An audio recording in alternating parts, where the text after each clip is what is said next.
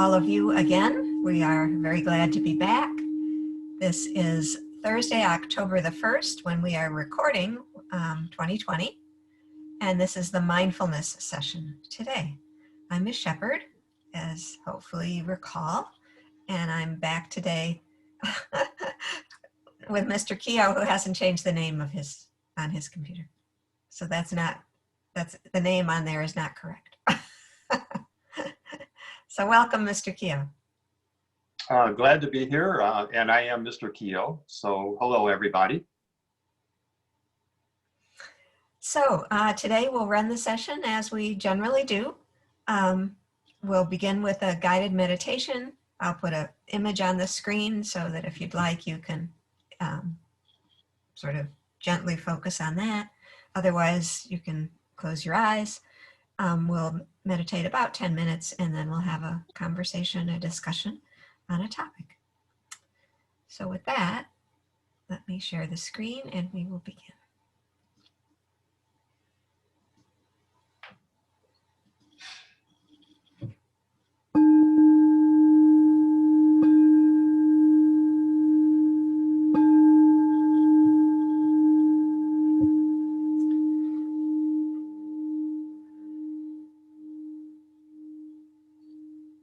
Focusing on the out breath for a moment. Fully breathing out. Almost like a sigh. To relax into this very moment.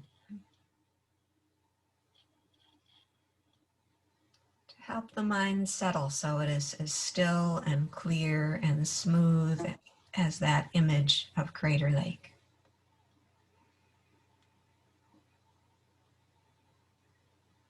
Maybe taking slightly deeper in-breaths as well, a few of them, so that that out-breath can really fully expel the air. Let the shoulders drop. The chest stays open and lifted. The shoulders dropping down and back. The spine lifting upwards from the pelvis. So you're upright and alert, but at ease.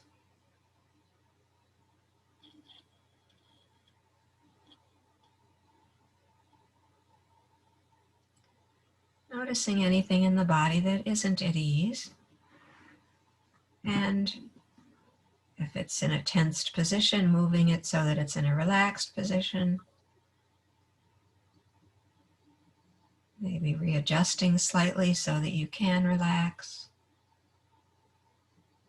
Letting the bony structure of the body just support you.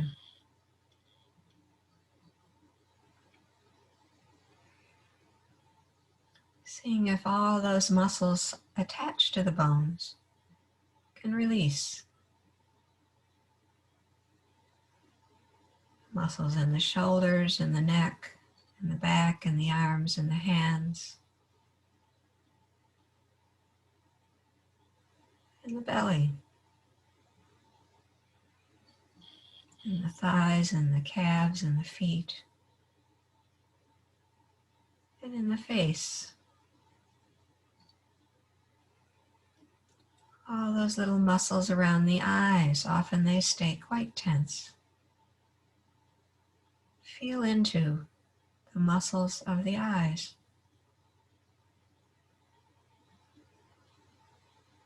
If they do feel tense, see if you can give them a few moments of your attention to just let them softly, slowly release.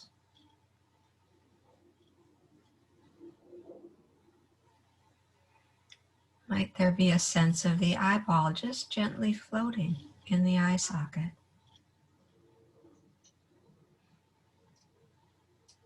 No attention to try to see anything. Often we have our eyes sort of lead the body, so sometimes you kind of lean into them. So making sure you're not leaning forward, letting all of experience come to you. You don't need to go out and look for it.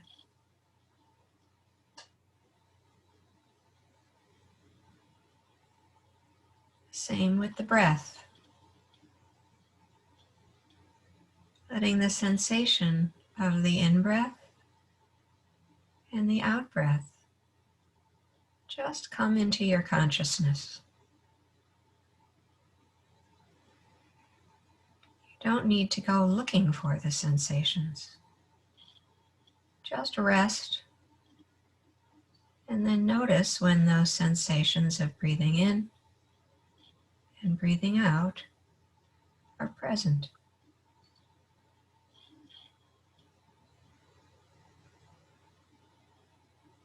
Resting in the pause between the in-breath and the out-breath. And then noticing when that next in-breath arises.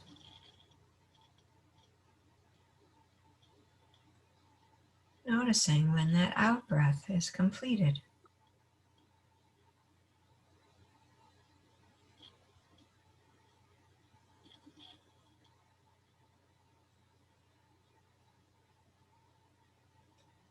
Setting an intention to just stay with each in-breath and each out-breath.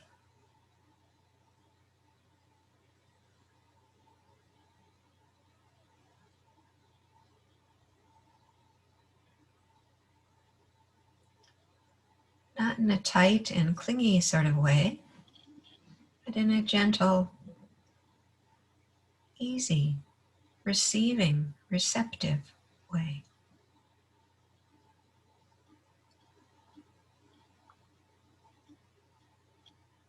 Trusting in the breath to arise, trusting in awareness to know it as it does.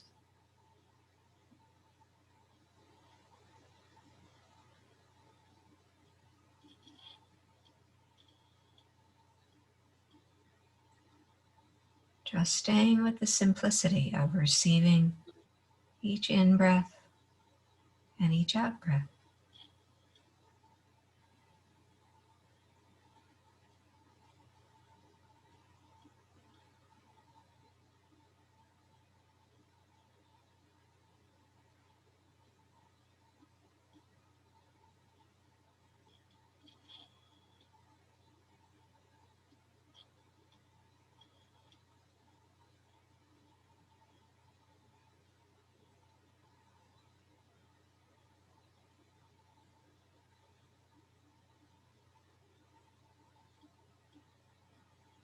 If you find the mind has wandered away from the breath,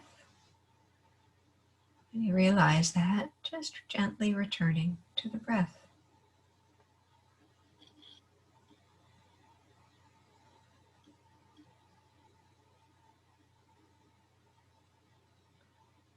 And the rest of the meditation we'll do in silence, providing your own cues to return to the breath if you've wandered away. Your own reminders, just this in-breath, just this out-breath.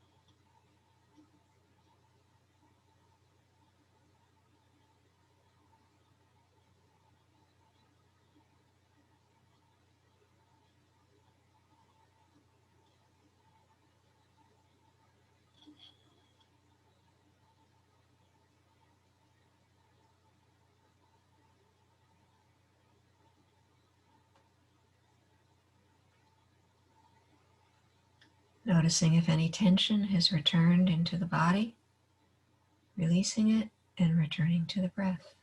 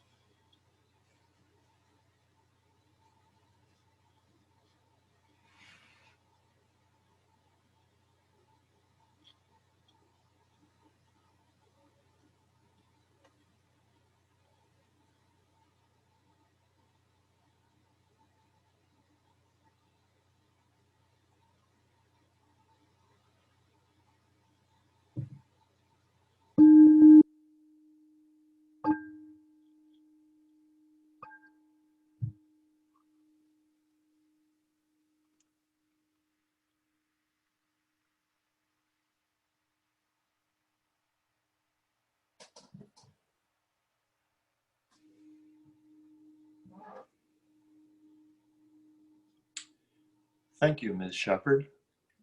That was really very nice. It was just very peaceful and soothing to hear your voice in that meditation. I was kind of reminded of how nice it is when you get into the sack at first at night and it's warm. It's kind of like, feels good just to release.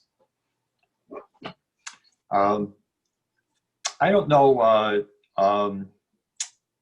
don't know what it's like, where the viewers, where you guys are watching this, but I was for a while. I was one of the people that would come into Fox Lake Correctional, and during the mindfulness groups, maybe all day long, there were interruptions over the PA system. And the officer would come on and say, release unit X for rec, or release unit X for whatever. And it would jar, it would interrupt our meditation. We'd be sitting there very quietly meditating, and then there'd be this loud, thundering voice, release for. And one of the guys in the group one time said, when I hear him say release, I release. And I thought that was a wonderful thing. I kept that in mind, and I'm repeating it now. I repeated that many times, that when there's an interruption, use the interruption to remind yourself of what you're doing and why you're doing it, rather than get into what's all about this interruption. Just use it, just let it happen and come back. Anyway, that was just a little aside that came to mind. When we do our these mindfulness programs, we always say we're teaching people and practicing how to meditate in order to be better at being mindful during the day. And we talk about meditation, we talk about mindfulness, the practice, and then the theory. But the third thing is always, we want this to be realistic. We want this to be something that people who are there in the group, or who are now listening, that's practical, that's real, that's in your life right now. And so I thought today I would give some reflections on something that is very real for all of us, and that's anxiety. And in all the guys that I've seen in the groups in various places, a lot of people will say that they really struggle with anxiety, that anxiety is a big thing for them. In some cases, the group was recommended by a psychologist because anxiety was such a strong thing in their lives. But anxiety is in all of our lives. Anxiety is in my life. It's just there. It's just part of being human. Some of us have it more strongly than others. And mindfulness can help us it can help us deal with anxiety. Mindfulness is a very strong medicine for anxiety, I think. So what is anxiety? And I'm not a psychologist. We're not professionals. We're people who are sharing our own experience, and I like to give some reflections based on what I've heard other teachers say and bring it into the prisons. But so I'm not a psychologist. But when I think of anxiety, I think of it as it's a physical feeling. It's something that's there. It's, maybe different people experience it in different ways, and maybe I experience it in different ways. It's like I can feel it grip. Sometimes it's up in my. Sometimes I notice it because there's some sweating, or sweat palms. But it's also a mental thing. You feel it in your body. Your body is experiencing anxiety, but your mind is too. And what is the mental part of it? So the physical part of it, you feel, you know it, or maybe you feel it. Maybe you're experiencing it without actually realizing that you're experiencing it. It only comes, oh, I'm anxious. Or sometimes it's very strong. But this mental thing, what's up with that? Well, sometimes anxiety is caused by something that's very direct, clear. You know why you're anxious. I'm coming up with a PRC. I'm anxious. I know. But then there's other anxiety that's just kind of out there. It's kind of in the background. It's free floating. I'm experiencing anxiety. I can't really put my fingers on it. And that really bothers me. Like I'm so anxious all the time. I don't have anything that I can say this is causing it. Or maybe the anxiety is kind of low. It's just a low level thing in the background that we're not even aware of. It just happens. So there are various forms of anxiety, and it comes from different causes. But I guess one common thing about it is that it's always about anticipating something bad is going to happen in the future. It's always about the future. And well, if you've been in these sessions and listening to these sessions before, you know that mindfulness is all about being in the present. It's all about being in the present moment. And there it is. That's the thing. Mindfulness and anxiety. Anxiety is all about the future. Mindfulness is about what's happening right now. In reality, we're sitting here. A couple of minutes ago, we were meditating, but right now you're just listening. And you're probably okay. It's okay right now.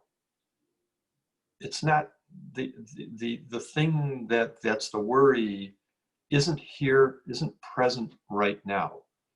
So the key thing is focusing on what actually is, not what might happen. Making a distinction between my physical situation right now and my thoughts. My thoughts are causing anxiety. You might say, no, it's the PRC that's causing anxiety. No, it's my thoughts about the PRC that's causing anxiety. It's not here. I'm here. I'm right now.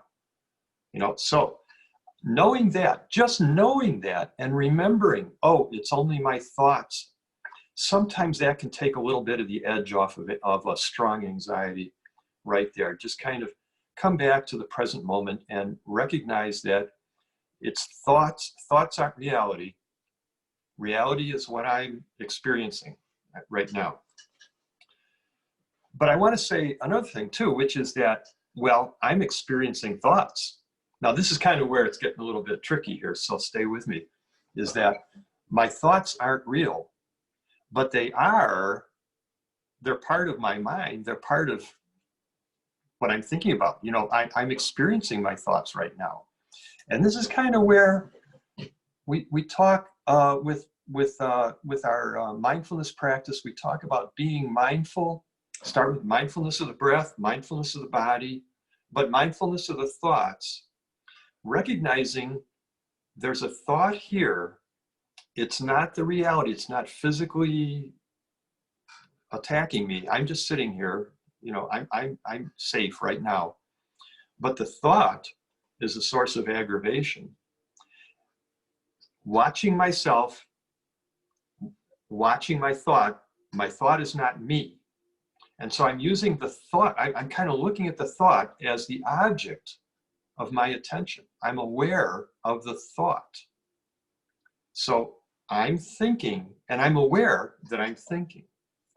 And this is a little tricky until you've practiced, until you've tried it out and experimented with it. And you'll see that this is something that it's a very strong method. It's a very strong tool to deal with thoughts, is recognizing that it's only a thought, it's happening. I may or may, you know what, I might not be able to get rid of that thought. That PRC is coming up, it's important, it's big. I can't not think about it. And the goal of mindfulness isn't to eliminate the thought. It's not to run away from the thought. It's to be with the thought, knowing that it's only a thought. So I don't know if that's the kind of thing. You kind of have to play around with that and experiment a little bit to understand, to really get it. But I am telling you that it is worth trying. It is worth making the effort to kind of let the anxiety be there. Let that anxious thought be there. Don't try to remove it from your mind. If you try to remove it from your mind, you're just making it bigger because it's out there. It's still in the background somewhere and it's getting bigger and bigger and bigger, you know, in your imagination. Don't try to remove it. Just be with it. Recognize that, oh, I'm anxious. I'm anxious about this PRC. Oh, and accept the fact the PRC is going to happen. It's not going to go away. You can't avoid it. You're not going to run away from it. You're not going to pretend that somehow it doesn't matter. You know, deep down, you know that it does matter. You can't pretend, oh, you know, blow it off. No, that's not the realistic thing. The realistic thing is to kind of say, it's here. It's a source of big anxiety. The anxiety is only a thought, but it's a thought. It's not nothing. It's a thought, but I can be with it. And that I look at sometimes my awareness of this when I have a thought, and I'll call this a thought. And then my awareness, you know, I'll call this my attention. My attention is on the thought. And I kind of look at this as a little bit like a flashlight. You know, whatever I'm paying attention to, I'm kind of zooming in on, I'm kind of lighting it up with my flashlight. I'm lighting up, I'm shining my flashlight on this thought. And that light kind of, sometimes it can make it shrink a little bit. It's not going to make it go away, but it can kind of make it shrivel up. It doesn't like the light of attention. You know, it thrives in the darkness. It thrives in the fear that's there, that's not totally realistic, you know. And you shine that light of your flashlight on that, of your awareness, of your attention. And just kind of watch it, look at it. You know, now, I was using as an example of PRC, which is a very real thing.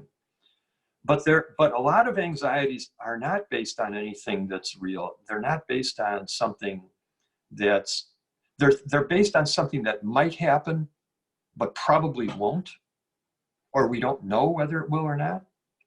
And that's where this thing about shining your awareness on the thought can be very valuable, because the more you look at it, the more you might see that, oh yeah, I'm fearing this thing, but the chances are that it's not going to happen to me.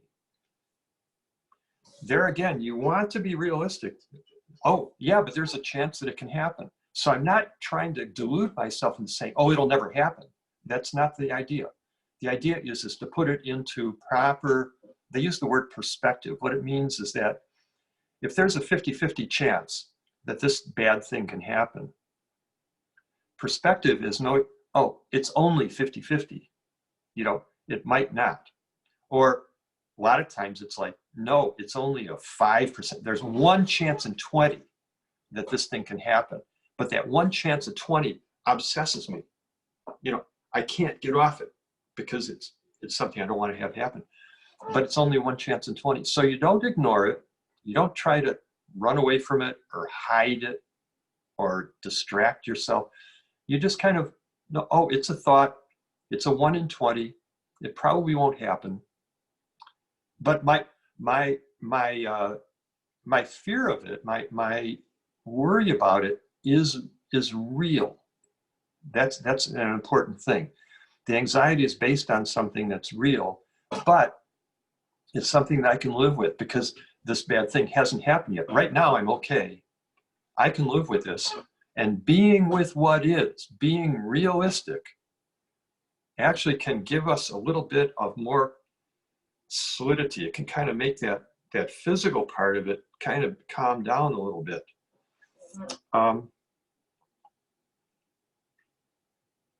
I think that's kind of what I'll end with. Now, I do want to say though that guys who are watching this who have an anxiety that's well, I've been talking about garden variety anxieties, but there are anxieties that are beyond the ability of mindfulness and it's on its own to deal with. Many of us have deep traumas from childhood, injuries or whatever, or experiences in battle and war, or in a battleground in the neighborhood. That there are some deep wounds that show up as anxieties that this may or may not be able to deal with. I don't want to encourage people when I'm talking about looking at your anxiety and shining the flashlight on it.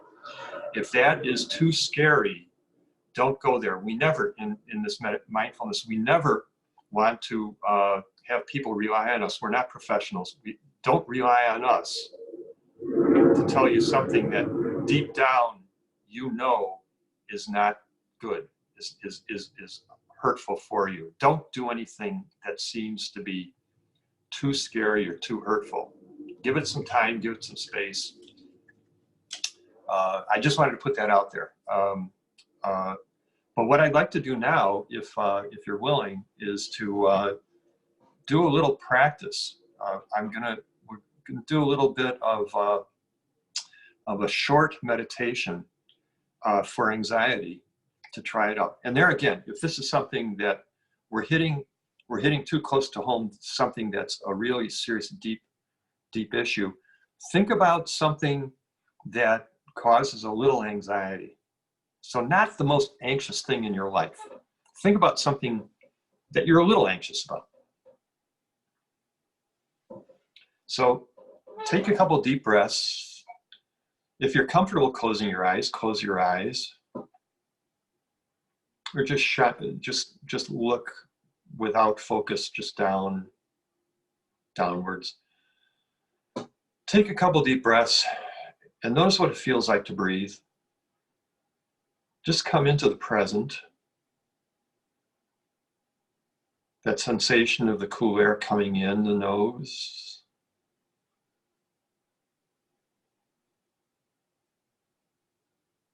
Remember to release your tension in your shoulders.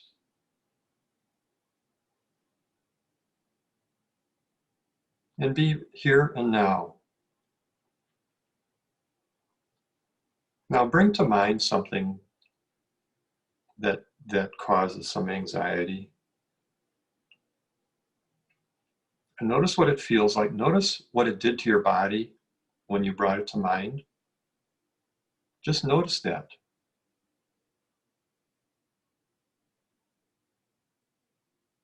Let it happen. But pay attention mostly to the mind, to the body,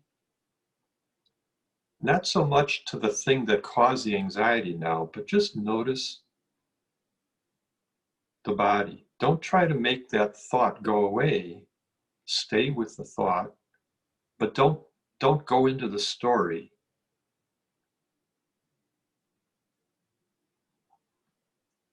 So that feeling that you have in the body, tightness in the chest or throat, whatever it is, really focus on that.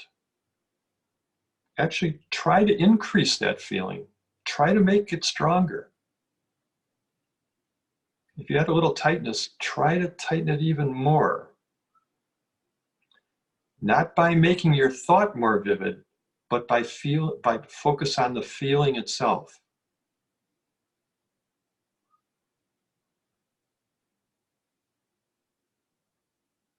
Can you make that feeling last longer?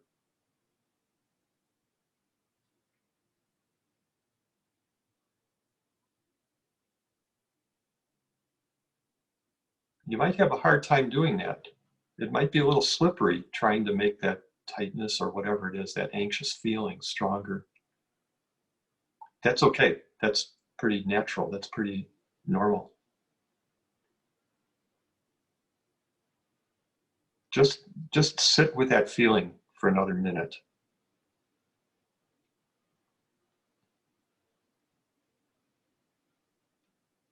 Again, don't go back to the thought that caused it. Just stay with the physical feeling, if you can.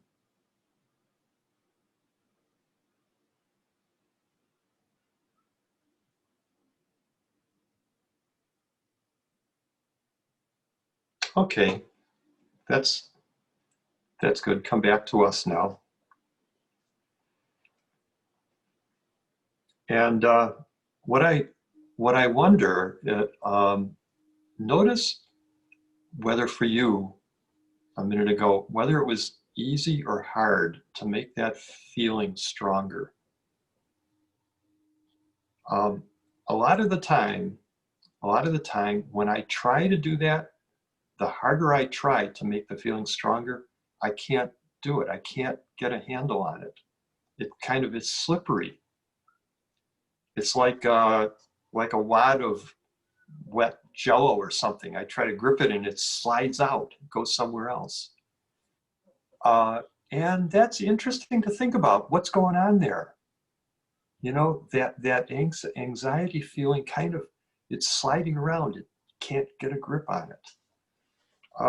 And you might practice this a little bit or try this out if you're feeling anxious and see if it's one of those times when that sensation is not really that strong, is not really that much of a hard and fast thing, that it's a slippery kind of thing.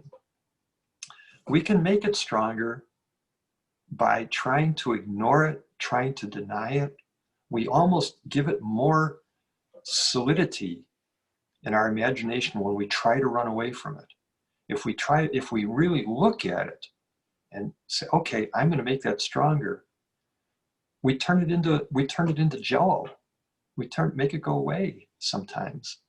That's something that a teacher once had me go through, and so I thought I would share that with you. That sometimes anxiety can get stronger when we try to avoid it, and if we look it in the eye, it slinks away. It goes away. So that was my little practice. I hope this is practical. And now I invite Ms. Shepherd to, what did you think of that? How did it work for you, Ms. Shepherd?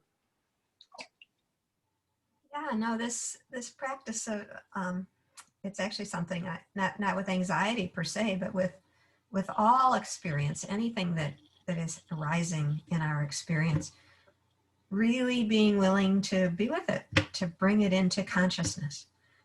To me, what you're sort of saying is that a feeling like anxiety or an experience like anxiety, there's the actual experience of feeling anxious.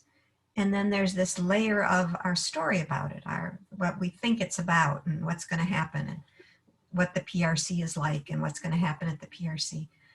And I think what the practice you're suggesting helps us do is it separates the content of the anxiety from the experience of the anxiety. And we're trying to focus on the actual, we meaning in mindfulness practice, on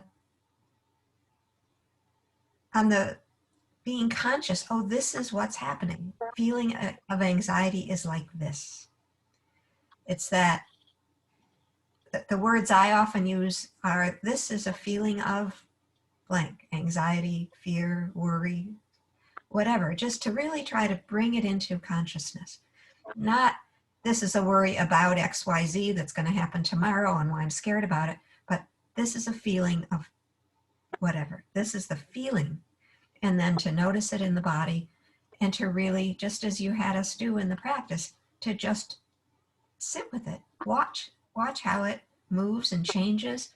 Maybe it intensifies, maybe it weakens, but it does change.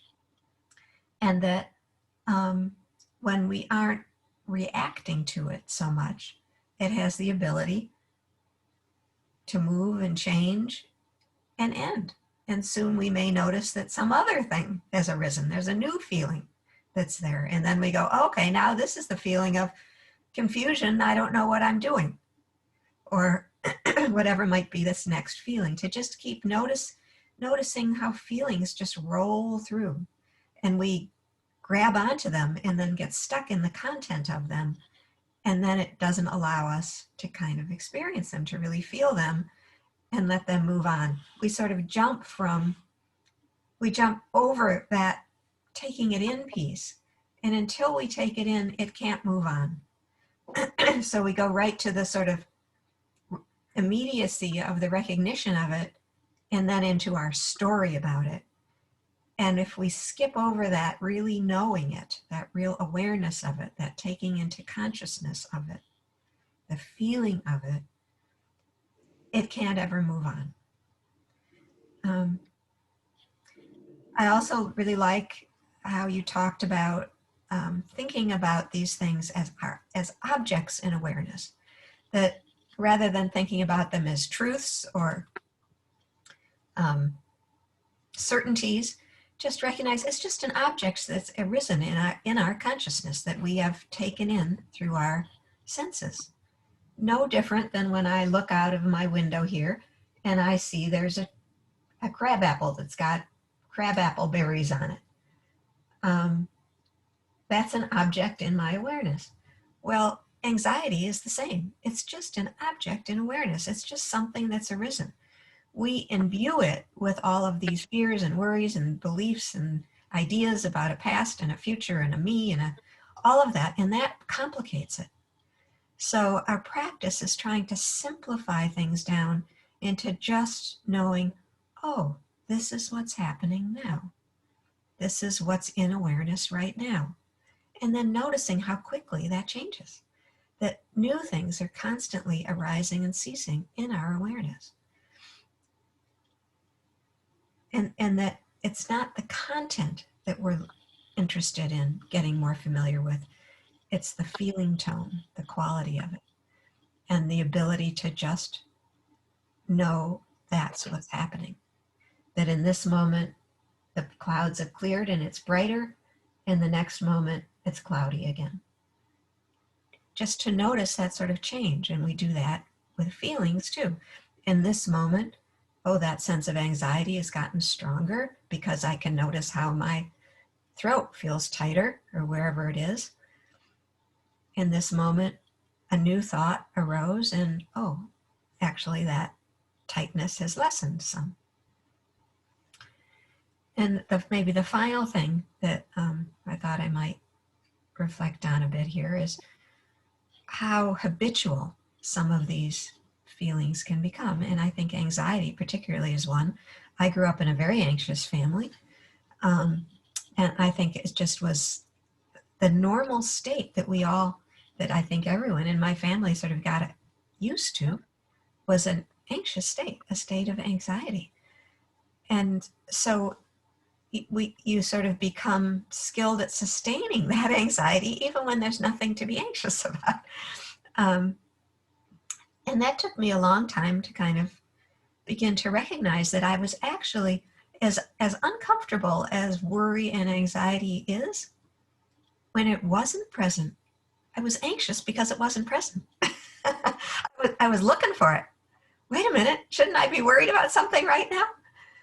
And so really beginning to take in those moments when actually I don't feel anxious right now. Anxiety is not present. And not get worried about that, but notice, what does that feel like? What does the absence of anxiety feel like? And just noticing when it's present, when it's absent. One quick story here. When I was taking care of my mother, and she was in her final phases, she was dying. It was very clear she was dying. She had Alzheimer's, so she was sort of not very with it anyway, but she was clearly failing physically as well. One morning I realized that I had all this anxiety about my son. And I hadn't heard a thing that would cause me to be anxious like that, but that I found myself having all sorts of mental thoughts and patterns of stories about, is he doing this and is he doing that, and why isn't he doing that, and maybe he's doing that. And eventually I sort of figured out that actually, there wasn't a reason in the world to be worried. Not hearing from him wasn't unusual. It didn't mean there was a problem. But that what had happened is, my mother's death was unsettling. I was not at my happiest point. That was difficult. And so my default pattern was worry. Go to worry. Oh, there's something wrong. That means I should be worried. And my default worry object was my son, because for years and years, that's who I'd worried about. And so the mind had just sort of created this worry out of nothing, out of whole cloth, out of just nothing. And all of a sudden I was worrying, and it was so helpful to see, oh, that's all that's happened. This is just a habit pattern of being used to being worried when things feel not happy, when things are a little upsetting. And so I've just gone to this worry pattern, and my worry object is always my son, so that's what the content is. And it was not based in anything. There was no reality anywhere. So just noticing our habits of worry, and that we sometimes are so acclimated, so habituated, so used to worry. Excuse me, I have a cold. So used to worry that we create it, because in some ways it has become comfortable. And so our mindfulness practice is helping us realize it's not actually very comfortable. It's just familiar. And developing familiarity with states that are not anxious is something we can also do. So we have just a few minutes for a final meditation. Mr. Kia? Shall I do a final meditation? Yes, please. Okay.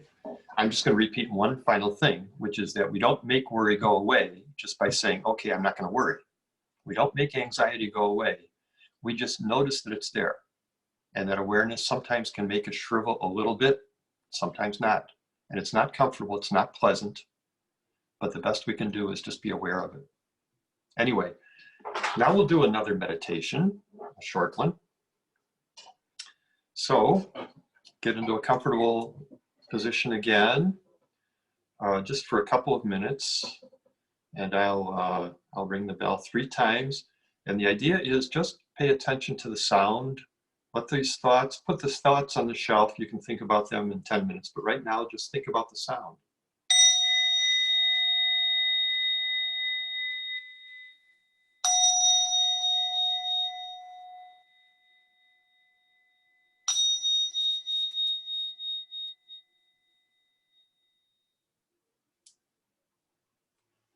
A few deep breaths and notice what it feels like.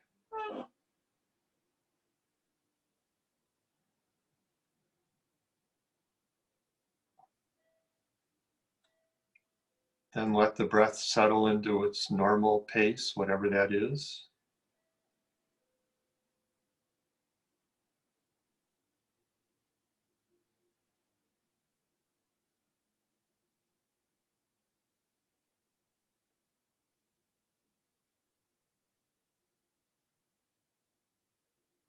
Just practice being right here, right now.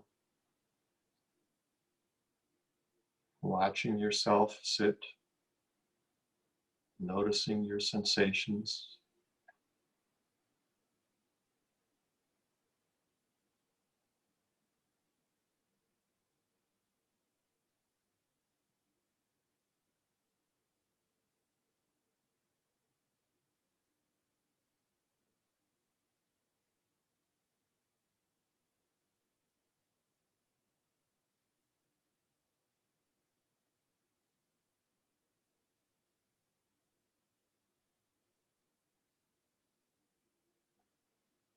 This is the kind of thing that you can do during the day, many times during the day.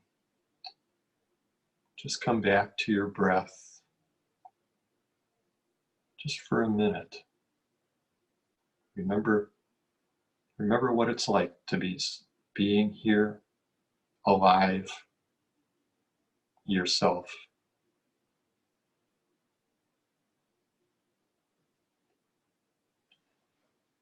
Now I'll ring the bell again and we'll come to a conclusion.